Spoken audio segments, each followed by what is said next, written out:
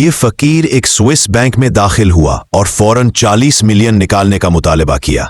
Security ने फौरन उसे रोक लिया और कहा कि शोर मचाना बंद करे और बैग से निकल जाए, लेकिन फकीर ने जाने से इनकार कर दिया।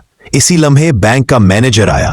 उसने अपना कंप्यूटर निकाला इस उम्मीद पर कि फकीर अपना इरादा बदल देगा, मगर फकीर ने कामयाबी से अकाउंट नंबर और पासवर्ड दाखिल कर दिया और सब हैरान रह गए। 30 मिलियन तो सिर्फ उसके अकाउंट की एक छोटी सी रकम थी। उसके अकाउंट में पूरे 45 अरब मौजूद थे, लेकिन इतनी बड़ी दौलत भी हेनरी को खुशी ना दे सकी। उस वक्त उसका दिल नफरत से भरा हुआ था। 15 साल पहले वो एक आम सा माहीगीर था, सादा और पुरसुकून जिंदगी गुजार रहा था।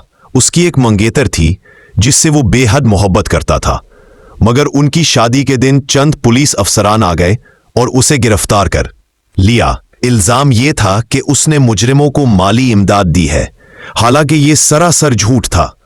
हेनरी को सफाई का कोई मौका नहीं दिया गया। वो सिर्फ बेबसी से अपनी मंगेतर से जुदा होता रहा। उसे मालूम नहीं था कि ये सब कुछ उसके 3 दोस्तों ने पुलिस के साथ मिलकर साजिश के तहत किया था।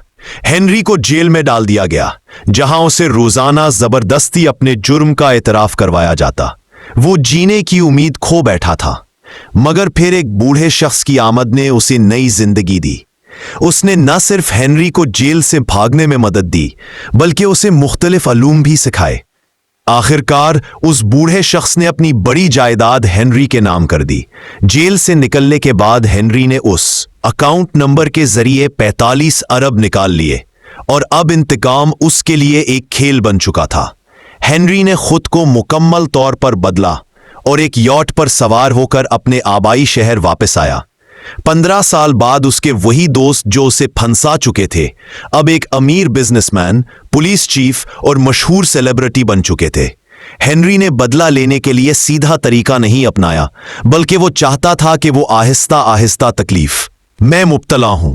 सबसे पहले उसने सेलिब्रिटी के बच्चे को बचाया जो पानी में गिर गया था, और यूं उससे जान पहचान हो गई।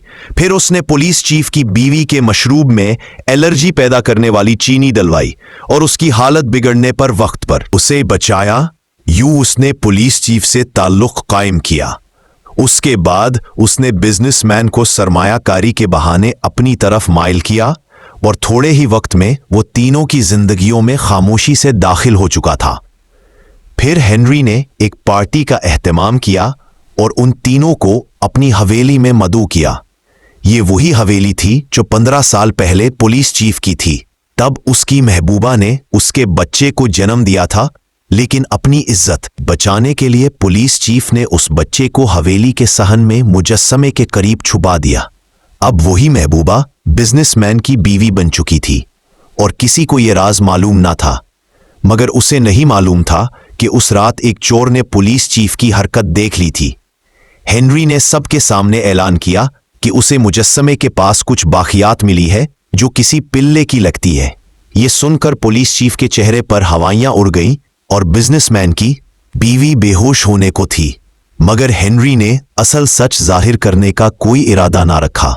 वो इतने मामूली बदले पर मुतमईन नहीं था। अगले दिन उसने बिजनेसमैन की बीवी से दोबारा मुलाकात की। उसे मालूम था कि वो अपनी शादी में तन्हा है, इसलिए उसने उसे एक खूबरू नौजवान से मिलवाया जिससे वो जल्द ही मोहब्बत करने लगी। मगर वो नहीं जानती थी कि वो नौजवान और कोई नहीं बल्कि वही बच्चा है जिसे पुलिस चीफ ने 15 साल पहले छुपा दिया था।